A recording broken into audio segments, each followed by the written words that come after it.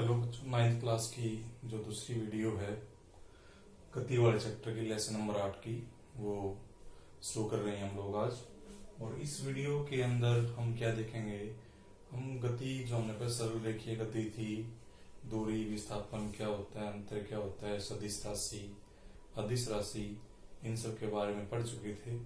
अब हम आगे जो पढ़ेंगे इस चैप्टर के अंदर एक समान गति क्या होती है, असमान गति क्या होती है, उसके बारे में हम पढ़ेंगे आज। इसके अलावा चाल और वेग क्या होता है उसके बारे में पढ़ेंगे, और कुछ साथ साथ में जो एनसीईआरटी बुक के एग्जाम्पल दे रखे हैं उसको हम देखेंगे, और जो पाठ्य पुस्तक के प्रश्न हैं उनको हम देखेंगे कि वो कैसे सोल्व होते हैं, कैसे करते हैं उनको आज के इस लेक्चर में।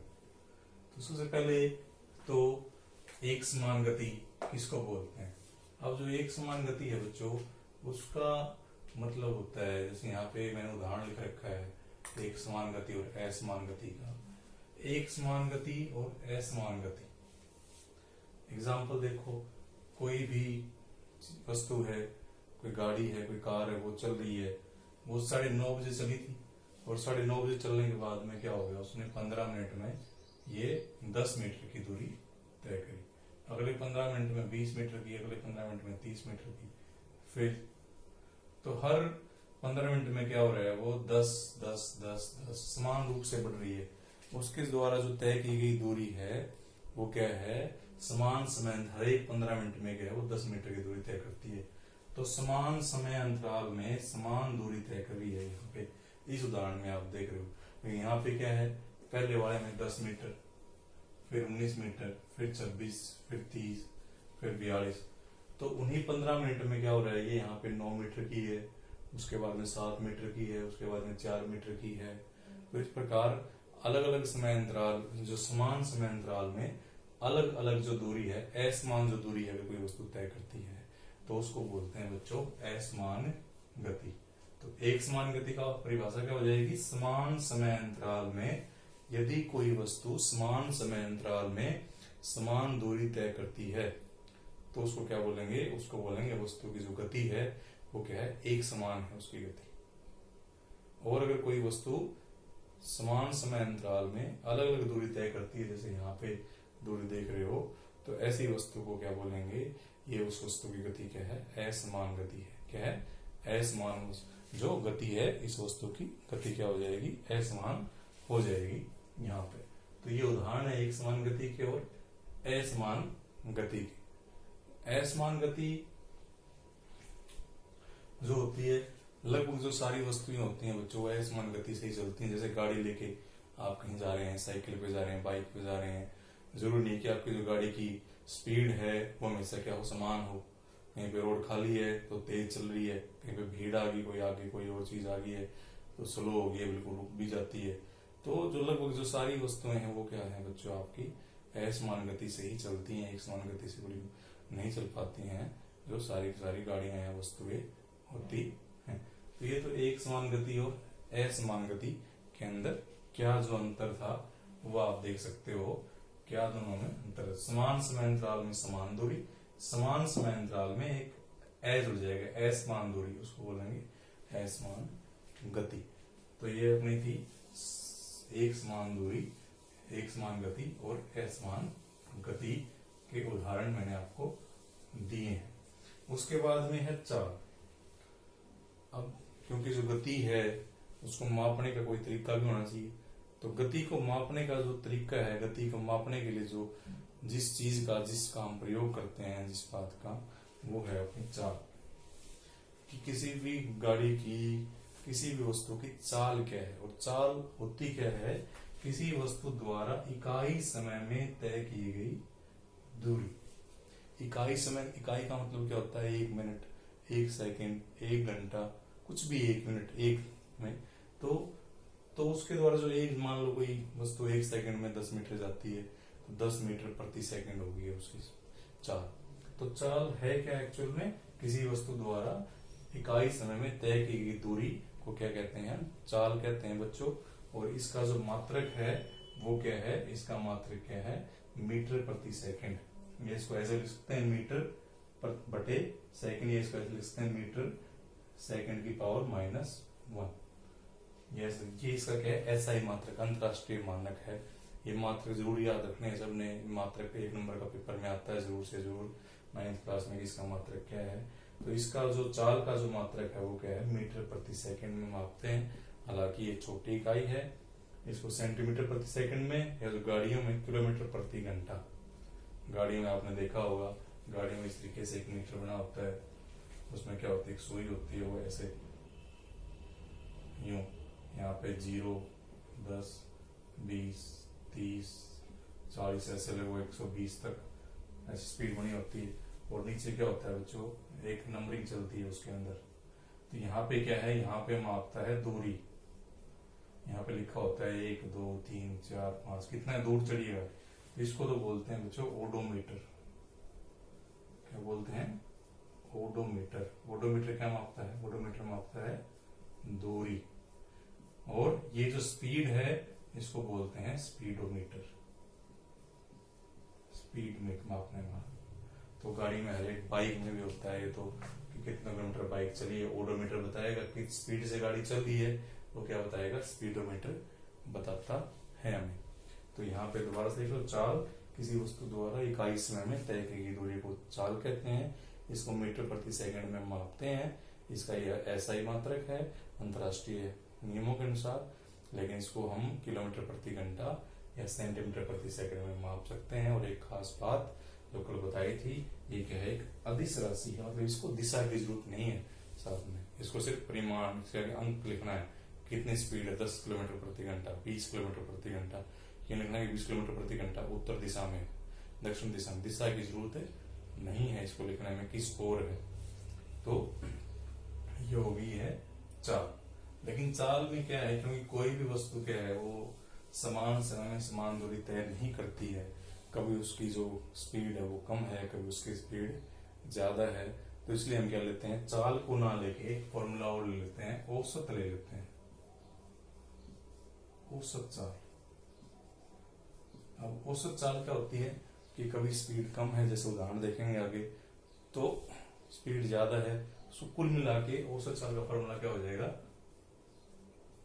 तय की गई दूरी किसी वस्तु द्वारा बटे में कुल समय। और दूरी को अगर लिख लेते हैं हम एस से, और समय को लिख लेते हैं टी, टी फॉर टाइम, तो फॉर्मूला बन जाएगा ये वी, वी हो जाएगा चाल, एस बटे टी। ये फॉर्मूला हो गया हमारा उस चाल का, दूरी बटे समय, दूरी बटे समय। इसका ये बन जाएगा, दूरी को किस में मापते हैं, मीटर में मापते हैं, और समय को किस में मापते हैं, सेकंड में।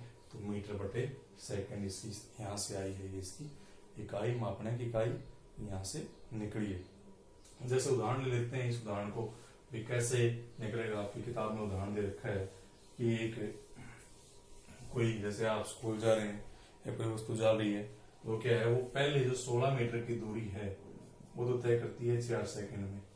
उसके बाद में जो अगली 16 मीटर की दूरी है वो तय कर लेती है 2 सेकंड में। तो बताओ उसकी औसत चाल क्या होगी। तो इसमें देखो, पहले हम निकालेंगे तय की गई कुल दूरी। कुल दूरी उसने कितनी तय करी है, 32 मीटर। कुल समय कितना लिया उसने, 6 सेकंड। 4 और 2 6 सेकंड। 16 पहले 16 मीटर 4 सेकंड में, अगले 16 मीटर 2 सेकंड। फार्मूला निकाल देंगे, चाल क्या हो जाएगी बच्चों, चाल हो जाएगी कुल दूरी बटे कुल समय।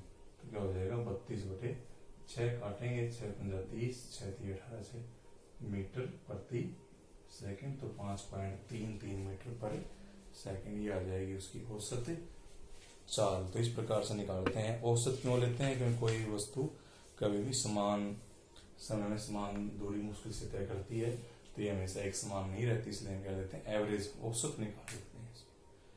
तो ये तो होगी चाल। लेकिन अब बोल रहे हैं चाल के साथ में क्या हो, दिशा भी हो।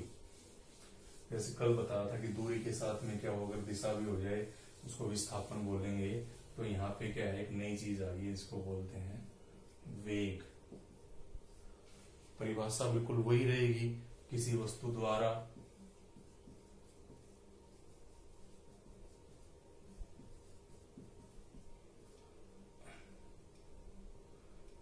एक निश्चित दिशा में, बस ये सब जुड़ जाएगा, दिशा जुड़ जाएगी इसके साथ, निश्चित दिशा में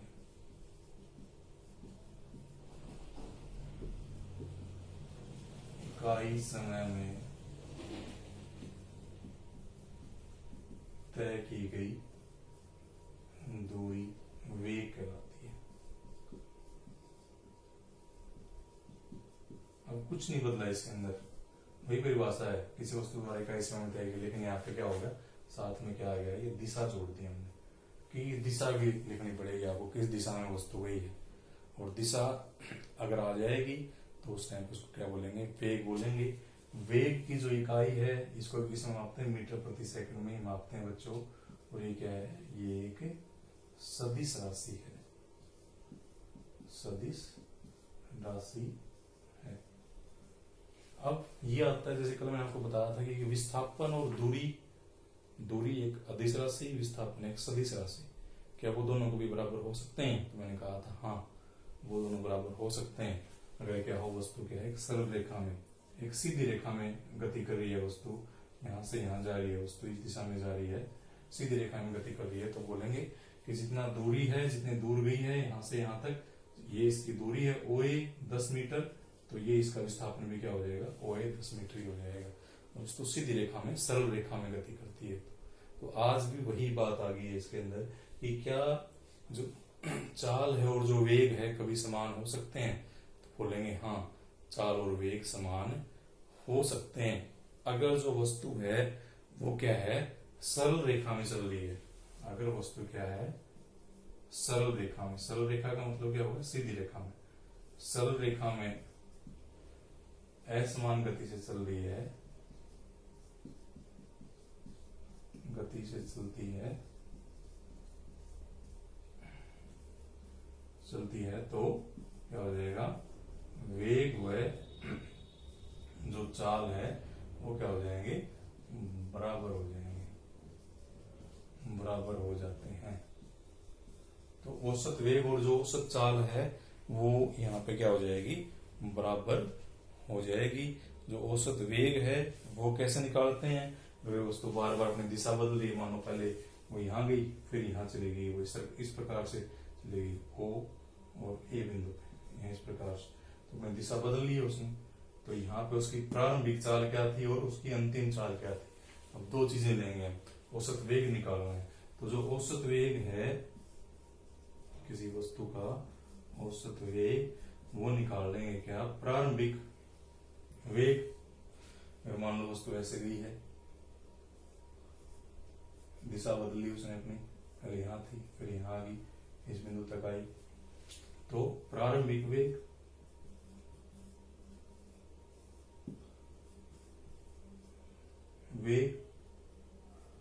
प्लस में अंतिम वेग बटे में क्या हो जाएगा, 2। ये हो जाएगी उसकी औसत वेग। और प्रारंभिक वेग को लिखते हैं बच्चों U से, और औसत वेग को लिखते हैं V से बटे में 2। इस चैप्टर में हमेशा तुम देखना, जो प्रारंभिक वेग है, प्रारंभिक वेग उसको U से ही लिखेंगे हमेशा। शुरुआत में उसको कितनी वस्तु की चाल कहते हैं, जैसे शुरुआत में मान लो यहाँ थी, वो जा रही 10 मीटर प्रति सेकंड की, यहाँ होगी उसकी 20 मीटर प्रति सेकंड की रफ्तार, तो कितना हो जाएगा, 10 प्लस में 20 बटे में 2, कितना हो जाएगा, 30 बटे में 2, कितना हो जाएगा, 15 मीटर प्रति सेकंड। तो ये हो जाएगा उसका औसत वेग। ये इस तरीके से कर सकते हैं हम। ये हो गया वेग। वेग और चाल में क्या अंतर है, थोड़ा सा अंतर है कि वेग जो है और चाल है दोनों एक ही चीजें वैसे तो, लेकिन जो वेग है उसमें क्या है, दिशा आ जाती है साथ में, सदिश राशि हो जाती है ये दिशा को साथ में। और दिशा के साथ में ही जो वेग है बच्चों, अगर उसकी किसी वस्तु की दिशा बदल जाएगी तो उसका वेग भी बदल जाएगा।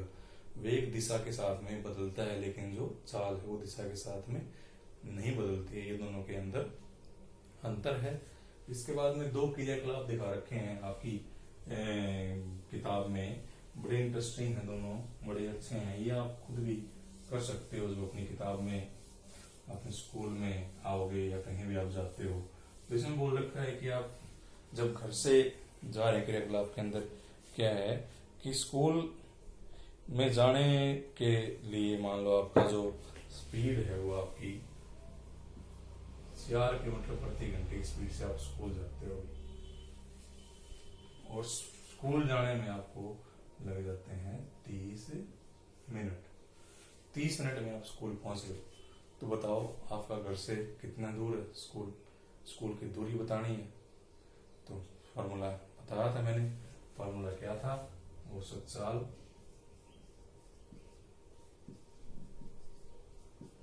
बराबर क्या था? कुल दूरी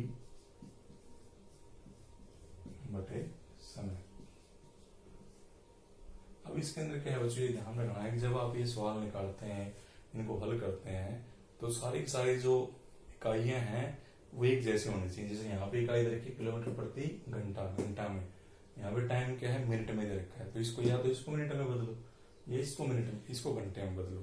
तो 30 मिनट का बड़ा आसान है। 30 मिनट का जो हमारा है 30 मिनट बराबर 1/2, आधा घंटा हो गया। सीधी सी बात ये है। तो जो चाल है वो है 4 किलोमीटर प्रति घंटा, समय है आधा घंटा। तो दूरी निकालनी है, बड़ा आसान है ये। तो कुल दूरी क्या हो जाएगा?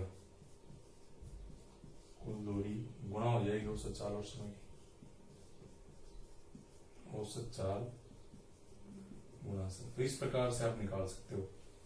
अगर आपको अपनी चाल पता है कितना दूर है स्कूल घर से, तो कुल दूरी औसत चाल कितनी है? 4 किलोमीटर प्रति घंटा। और समय कितना है? 1/2 हो गया, 2 दूनी 4। तो कितना हो गया? 2 किलोमीटर। तो स्कूल कितने दूर है भाई? घर से 2 किलोमीटर दूर है स्कूल। तो ये इस प्रकार से आप स्कूल की दूरी निकाल सकते। बड़ा आसान था। एक इससे निकल गया कुल दूरी बटे समय। तो औसत चाल गुणा में समय हो गया। 2 किलोमीटर दूर स्कूल है मेरा। इस प्रकार से सारे बच्चे कहीं भी आप जा रहे हैं दूरी निकाल सकते हो, कितना दूर गया हूं मैं। इसके बाद में जो क्रियाकलाप है एक और दे रखा है इसके अंदर। और ये क्रियाकलाप तो आप देख सकते हो, जब भी मौसम खराब होता है तो ये बोलते हैं, छोटी क्लास में प्रश्न भी आता है कि जब बिजली कड़कती है तो आप ये देखो कि बिजली जब कड़केगी तो उसमें जो रोशनी है वो बिजली कड़कने से जो लाइट पैदा होती है वो आपके पास पहले आती है और आवाज आपको बाद में सुनाई देगी। आपने नोट किया होगा सबने ये। ऐसा क्यों होता है? क्योंकि जो हमारी जो प्रकाश है बच्चों, प्रकाश की जो चाल है, जो रोशनी की चाल है, प्रकाश की जो चाल है वो कितनी है? 3 × 10⁸ मीटर पर सेकेंड। ये 3 लाख किलोमीटर प्रति 1 सेकेंड में 3 लाख किलोमीटर चली जाएगी, या मीटर कितने सेकंड चली जाएगी। और जो हमारी ध्वनि है, ध्वनि की चाल हवा के अंदर वो लगभग कितनी है? 344 मीटर प्रति सेकेंड है। तो देखो ये 344 ही है, ये कितना बड़ी होगी? तो जो प्रकाश की चाल है वो बहुत ज्यादा तेज है, कई गुना तेज है किससे? ध्वनि से। इसलिए प्रकाश हमारे पास में जैसे बिजली कड़केगी रोशनी तो तुरंत लाइट हो जाएगी एक तरीके से। लेकिन जब आवाज उसकी क्या आती है बहुत देर बाद आती है। ऐसा क्यों है? क्योंकि प्रकाश की चाल बहुत ज्यादा है किससे? ध्वनि की चाल से। इसके अंदर जो प्रश्न है चाल एवं वेग में अंतर, ये मैंने बता दिया है। किस अवस्था में वस्तु की चाल, औसत चाल और औसत वेग बराबर होंगे, ये मैंने बताया। कि जब वस्तु क्या है असमान गति से सीधी रेखा में चल रही है, सरल रेखा में जा रही है, उस टाइम पे उसका औसत वेग और औसत चाल क्या होंगे? दोनों बराबर हो जाएंगे। जब वस्तु एक समान गति में होती है तो उसका मार्ग कैसा दिखाई देता है? जब वस्तु एक समान गति में होगी उसका मार्ग कैसा दिखाई देगा बच्चों? वो एक सरल रेखी, वो एक सीधी रेखा में हो जाएगा। जब वस्तु एक समान गति में होगी तो मान लो ये आपका हो गया, तो कैसा मार्ग जाता है? वो सीधी रेखा में जाएगा। तो क्या हो जाएगा? सरल रेखा में उसका मार्ग क्या होगा? सरल रेखा होगा। ये बड़ा आसान सा प्रश्न था। इसके बाद में जो 5वां प्रश्न है, एक सवाल दे रखा है इसके अंदर, और सवाल इसी के ऊपर है। इसमें बोल रहे हैं कि प्रयोग के दौरान अंतरिक्ष यान में से एक सिग्नल की पृथ्वी पर पहुंचने में 5 मिनट का समय लगता है। तो अंतरिक्ष यान से एक सिग्नल भेजा जाता है धरती पे, और सिग्नल द्वारा जो समय है उसको लगता है अभी 5 मिनट। 5 मिनट का मतलब कितना हो गया?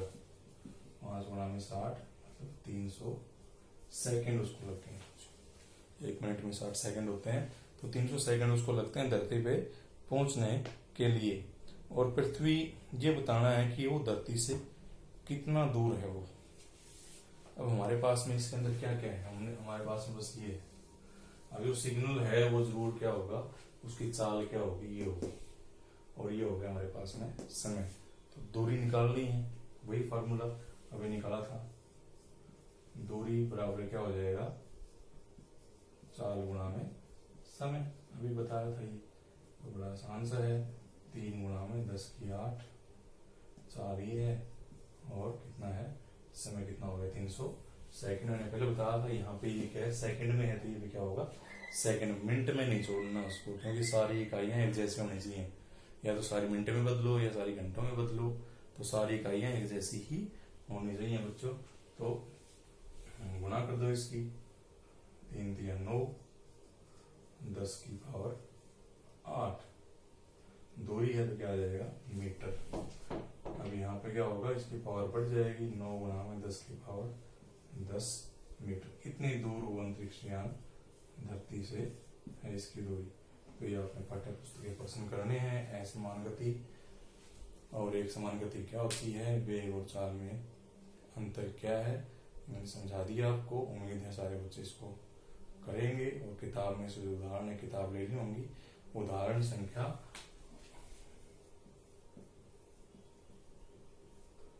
8.2 और 8.3, ये आपने उदाहरण किताब में से करने हैं, ताकि आपकी समझ में आ जाए, अच्छे से उदाहरण करोगे तो। Thank you very much. आगे कल करेंगे, यहीं तक।